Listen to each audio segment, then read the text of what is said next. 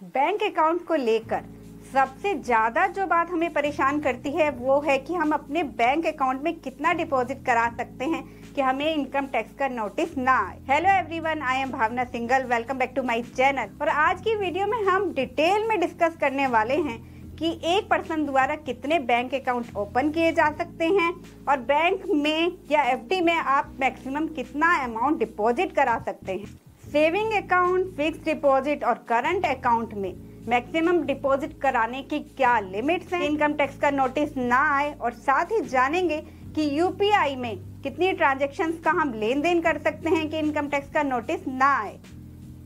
लेकिन video start करने से पहले यदि आपने अभी तक मेरे चैनल को सब्सक्राइब नहीं किया है तो सब्सक्राइब कर दीजिए और बेल आइकन को भी क्लिक कर दीजिए सो दैट कि आपको मेरी लेटेस्ट वीडियो का नोटिफिकेशन मिल सके। तो चलिए बढ़ते हैं टॉपिक की ओर। कोई भी व्यक्ति जितने चाहे उतने बैंकों में सेविंग अकाउंट खोल सकता है।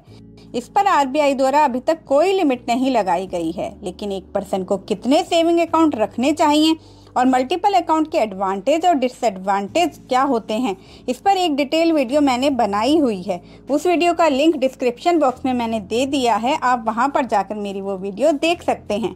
अब बात करते हैं कि एक पर्सन द्वारा मैक्सिमम कितना अमाउंट बैंक में डिपॉजिट किया जा सकता है। आप किसी फाइनेंशियल ईयर में साल भर में अपने किसी भी बैंक अकाउंट में, चाहे वो सेविंग अकाउंट हो या करंट अकाउंट हो या फिर आपने एफडी ही क्यों ना बनवाई हो, कितना भी अमाउंट डिपॉजिट करा सकते हैं। लेकिन एक बात का ध्यान रखें कि आप जो भी अमाउंट डिपॉजिट करा रहे हैं वो आपके पास लीगल तरीके से आया हो और उसका सोर्स ऑफ इनकम, मतलब वो पैसा आपके पास आया कहाँ से है, उसका प्रॉपर क्लेरिफिकेशन आपके पास हो। क्योंकि इनकम टैक्स डिपार्टमेंट द्वारा बैंक में डिपॉजिट को लेकर कुछ लिमिट्स बताई गई हैं और उन लिमिट को क्रॉस करने पर आपको इनकम टैक्स का नोटिस आ सकता है और इस नोटिस में आपसे डिपॉजिट की गई इनकम का सोर्स ऑफ इनकम भी पूछा जाता है। यदि आपके पास प्रॉपर क्लेरिफिकेशन होता है और आपने अपनी आईटीआर में सही से शो भी किया है तो इनकम टैक्स नोटिस आने पर भी आपको फिक्र करने की बिल्कुल ज़रूरत नहीं है, फिर चाहे आपने कितना भी अमाउंट डिपॉजिट किया हो। यदि आपके पास डिपॉजिट अमाउंट का प्रॉपर क्लेरिफिकेशन नहीं है तो आप परेशानी में आ सकते हैं और आपको पेनल्टी भी देनी पड़ सकती है।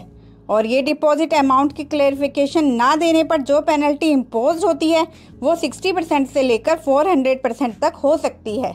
मान लीजिए यदि कोई पर्सन 1 लाख की डिपॉजिट की एंट्री का प्रॉपर क्लेरिफिकेशन नहीं दे पाता है तो उस पर 1 लाख का 60% 60,000 रुपये से लेकर 1 लाख का 400% 4 लाख तक की पेनल्टी लग सकती है। इसलिए बेटर होगा कि बैंक में डिपॉजिट की लिमिट को ध्यान में रखते हुए ही डिपॉजिट करें, जिससे कि आपको इनकम टैक्स का नोटिस ही नहीं आए। अब जानेंगे कि बैंक में डिपॉजिट की लिमिट्स क्या हैं, जिनको क्रॉस करने पर आपको इनकम टैक्स का नोटिस आ सकता है। नंबर 1, आप सेविंग अकाउंट में किसी फाइनेंशियल ईयर में साल भर में मैक्सिमम 10 लाख का कैश डिपॉजिट और 10 लाख का कैश विड्रॉल कर सकते हैं, लेकिन एक बार में मैक्सिमम 2 लाख की ट्रांजैक्शन कर सकते हैं। यदि आप इससे ज़्यादा का कैश डिपॉजिट और विड्रॉल करते हैं तो बैंक द्वारा इसकी रिपोर्टिंग इनकम टैक्स डिपार्टमेंट को कर दी जाएगी और फिर आपको इनकम टैक्स का नोटिस आ सकता है। और ये 10 लाख की लिमिट ओवरऑल ट्रांजैक्शन के लिए है, जो चाहे किसी एक बैंक में की गई हो या फिर अलग अलग बैंक के सेविंग अकाउंट में की गई हो। सेविंग अकाउंट में 10 लाख की लिमिट केवल कैश डिपॉजिट के केस में है।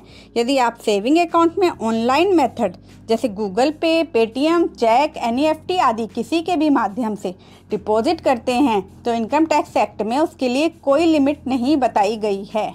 आप कितना भी अमाउंट डिपॉजिट करा सकते हैं, लेकिन यदि टोटल डिपॉजिट 50 लाख से अधिक होता है, चाहे वो कैश डिपॉजिट और ऑनलाइन ट्रांजैक्शन दोनों को मिलाकर हुआ हो, तब आपको आईटीआर फाइल करना मैंडेटरी होगा और आपको आईटीआर में बैंक में किए गए डिपॉजिट का सोर्स ऑफ इनकम भी शो करना होगा। आपकी आईटीआर में जो इनकम आप शो कर रहे हैं वो आपके द्वारा डिपॉजिट किए गए अमाउंट से मैच होनी चाहिए। ऐसा ना हो कि आप इनकम तो 2.5 लाख रुपए की शो करें और आपका डिपॉजिट 60 लाख का हो। Number 2, according to income tax rules किसी फाइनेंशियल ईयर में किसी एक बैंक में 10 लाख का फिक्स डिपॉजिट कराया जा सकता है। यदि किसी व्यक्ति द्वारा 10 लाख से ज़्यादा की एफडी कराई जाती है तो बैंक द्वारा इसकी रिपोर्टिंग इनकम टैक्स डिपार्टमेंट को कर दी जाएगी और फिर इनकम टैक्स का नोटिस आ सकता है। इस 10 लाख की लिमिट में एफडी के रिन्यूअल को रिपोर्ट नहीं किया जाएगा, लेकिन यदि आप एफडी को तुड़वाकर दोबारा बनवाते हैं तो वो न्यू एफडी मानी जाएगी और 10 लाख की लिमिट में इंक्लूड होगी। Number 3, according to income tax rule, current account में एक फाइनेंशियल ईयर में मैक्सिमम कैश डिपॉजिट और विड्रॉल दोनों मिलाकर करने की जो लिमिट है वो है 50 लाख।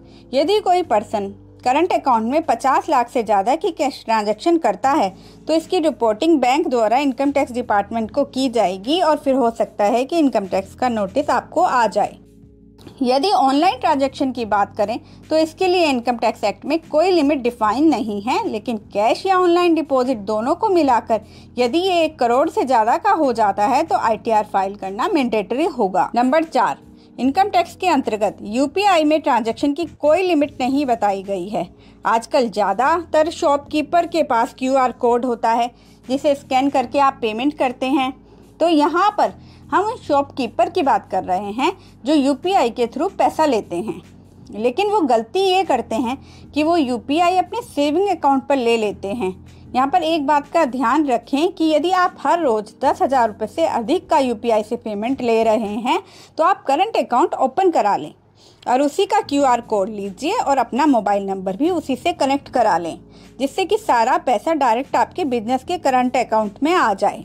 लेकिन ध्यान रखें उसमें पर्सनल UPI ना लें, उसमें केवल बिजनेस की ट्रांजैक्शन करें। अब आप ये भी चेक करें कि आपकी टर्नओवर साल में गुड्स के केस में 40 लाख और प्रोफेशनल सर्विस के केस में 20 लाख की लिमिट को क्रॉस तो नहीं कर रही है। यदि आप इस लिमिट को क्रॉस करते हैं तो आपको GST का पेमेंट भी करना होगा और इसके लिए आपको GST में रजिस्ट्रेशन कराना होगा और आपको GST रिटर्न फाइल करना भी मैंडेटरी होगा। तो इनकम टैक्स में तो कोई लिमिट नहीं है, लेकिन GST में है। आई होप आपको ये इन्फॉर्मेशन यूज़फुल लगी होगी। मेरी वीडियो अच्छी लगी है तो मेरी वीडियो को लाइक और शेयर कर दीजिए।